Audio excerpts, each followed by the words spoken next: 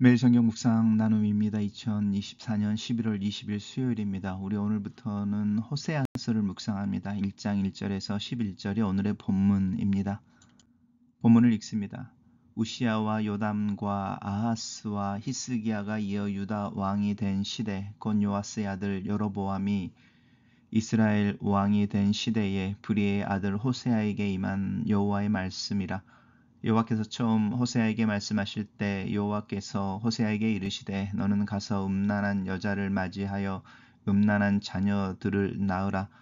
이 나라가 여호와를 떠나 크게 음란함이니라 하시니, 이에 그가 가서 디블라임의 딸 고멜을 맞이하였더니 고멜이 임신하여 아들을 낳음에 여호와께서 호세아에게 이르시되 그의 이름을 이스르엘이라 하라. 조금 후에 내가 이스라엘의 피를 예후의 집에 갚으며 이스라엘 족속의 나라를 패할 것임이니라.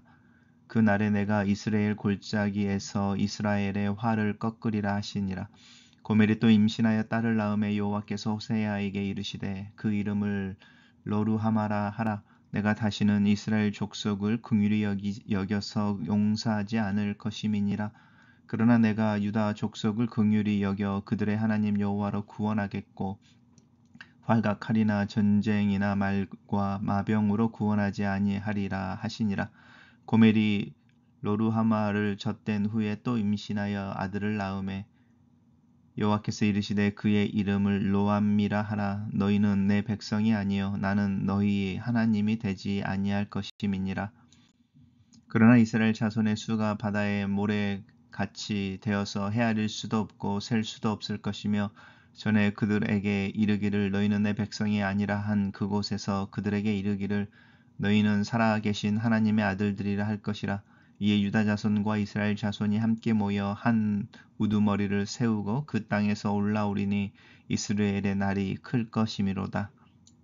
오늘의 본문은 이제 호세아서 서론 처음 부분으로서 호세아에게 임한 하나님께서 호세아에게 이제 음란한 여인을 아내로 삼아라라고 명령하시는 부분, 또 그래서 이제 태어난 아이들을 상대로 아이들과 이제 관련해서 이제 예언을 주고 계시는 부분입니다. 우시아 와 요담과 아하스와 히스기야 이렇게 이야기하는 부분은 이제 남유다 왕들의 시대입니다. 이때에 이제 북이스라엘은 여로보암인데요. 여로보암 보통 2세라고 불리는 이때입니다. 이스라엘의 왕이 된 시대였다 이렇게 말합니다. 북이스라엘의 역사 속에서 여로보암 2세는 중흥의 시대, 어쩌면 가장 번영하고 번창한 시대였습니다. 그러니까 이스라엘이 가장 번영하고 번성하고 있을 때에 하나님께서 호세아에게 임하셔서 메시지를 전하시는 거죠. 하나님께서 호세아에게 처음 말씀하실 때에 나타나셔서 바로 하시는 이야기가 음란한 여자를 맞이하여 음란한 자녀들을 낳으라. 이 나라가 여호와를 떠나 크게 음란함이다 라고 말하면서 이 음란하다라는 단어를 이제 표현해 내고 있습니다. 이 음란하다라고 하는 부분은 이제 관계에서 이탈되어져 있는, 또 신실하지 않는 이런 의미죠. 그래서 결혼한 관계에서는 이제 그 성적인 부분의 이탈, 이런 부분들인 거고요. 하나님과 관계에서는 하나님이 아닌 다른 신들을 섬기는 우상 숭배인 것이죠.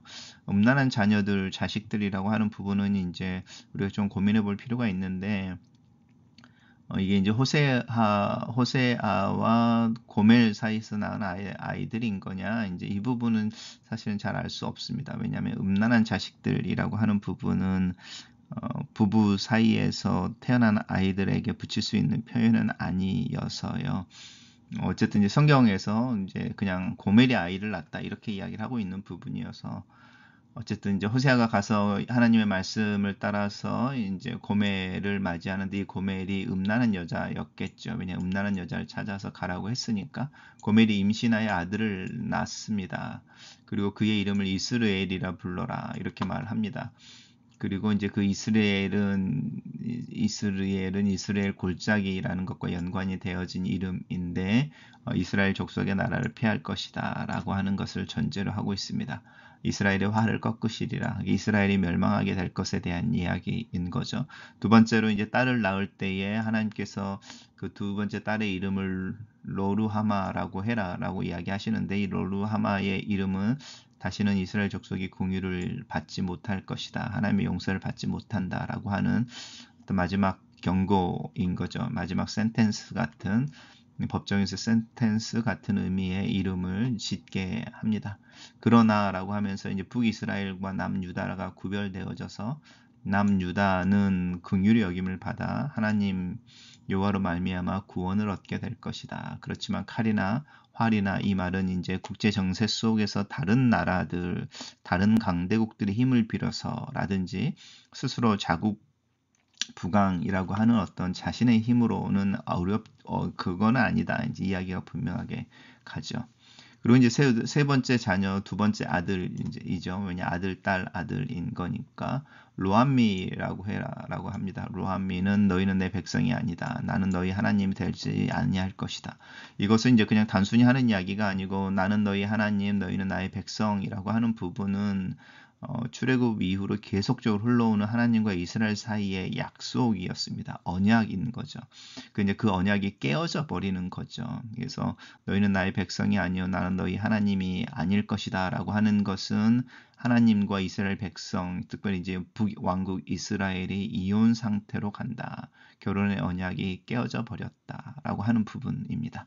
굉장히 사실은 무서운 이야기이고 북이스라엘의 온 역사라고 하는 출애굽 이후에 온 수백 년의 역사가 부정되어져 버리는 표현이기도 합니다. 그러나라고 하는 부분이죠. 이제 그 호세아와 고멜이 이제 낳게 되어지는 세 명의 자녀들의 이름을 통해서 경고되어지는 그 경고가 사실은 끝은 아니다라고 하는 부분입니다.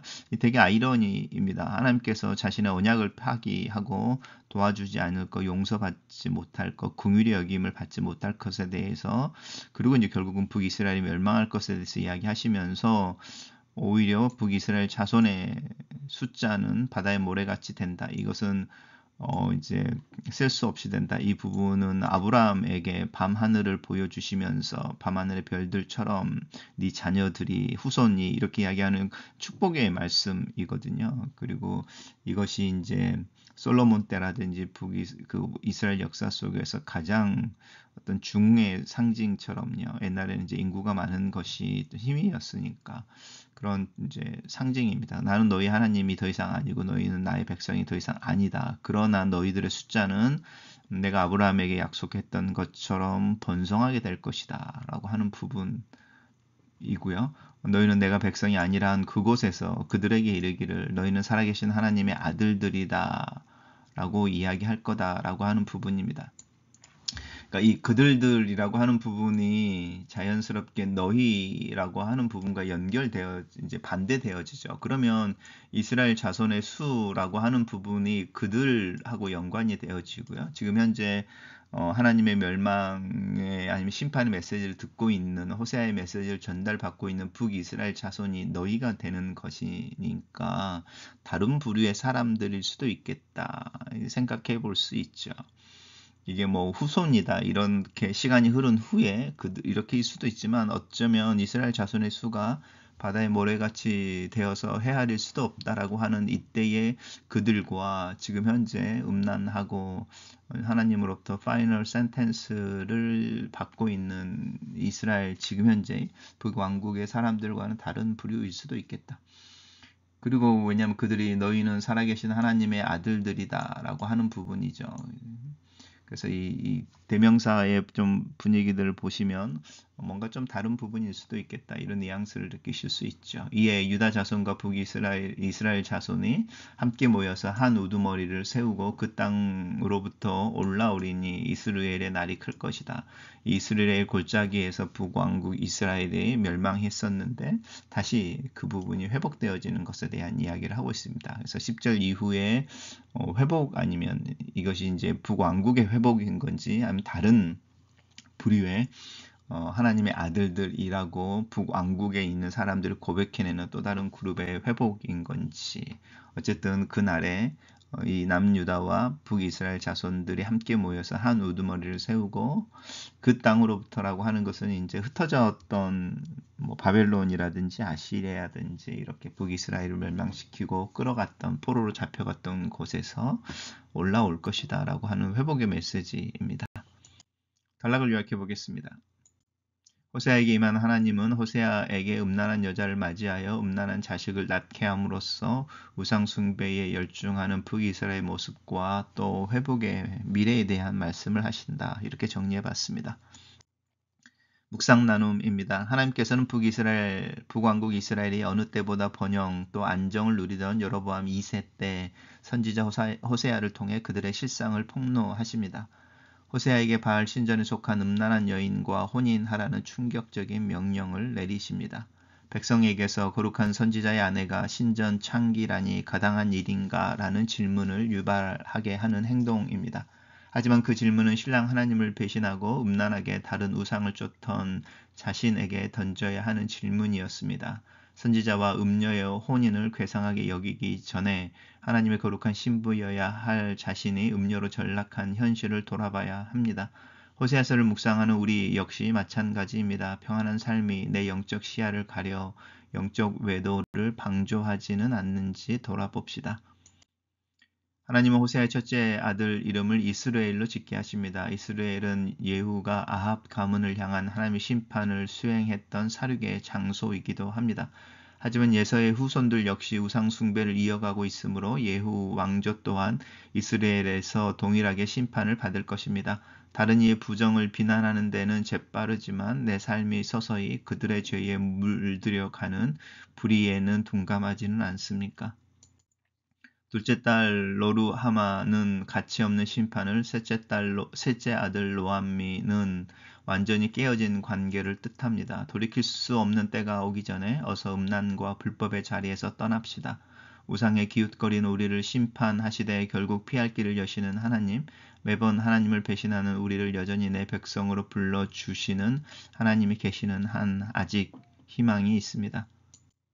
하나님은 죽은 우상을 섬기던 백성을 다시 살아계신 하나님의 아들로 부르실 것이고 심판의 대명사였던 이스라엘을 그 본뜻대로 풍요와 회복을 일컫는 말이 되게 하실 것입니다. 칼과 병거가 아닌 하나님 여호와 자신을 동원하여 구원하실 것입니다. 전부를 내어주실 태세인 하나님께로 돌아가는 때에 그 다시 돌아가기에 늦은 때는 없습니다. 글로 쓰는 기도입니다. 살아계신 하나님, 내가 고백하는 신앙과 내 삶의 실제 사이의 모습의 괴리를 항상 느끼며 삽니다. 내가 지향하는 삶과 내 현재의 삶 사이의 간격을 고민합니다. 그래서 하나님 앞에 설 때면 하나님의 은혜와 약속을 붙잡을 뿐 내 힘과 또 내 행위와 내가 자격이 있음을 주장할 수 없음을 고백합니다.